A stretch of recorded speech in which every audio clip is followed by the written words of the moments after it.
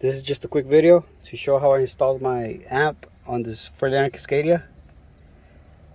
I had some comments on my previous video where I made this video installing this fridge, and I guess people saw the sub on the bottom and they were asking me how I had it installed.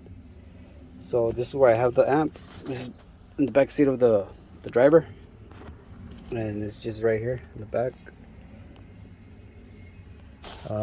I have a JL audio 500.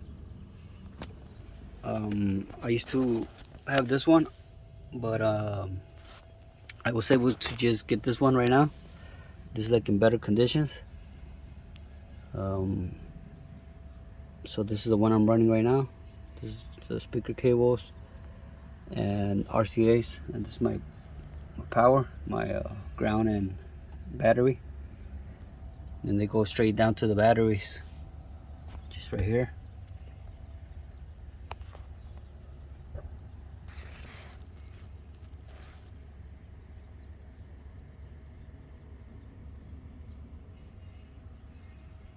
So that's why I bought this amp, because as you can see, it's pretty clean.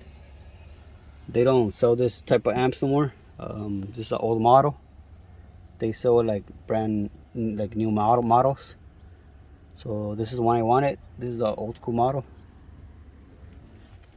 and this is the one I was running before. As you can see, it's all old and dirty.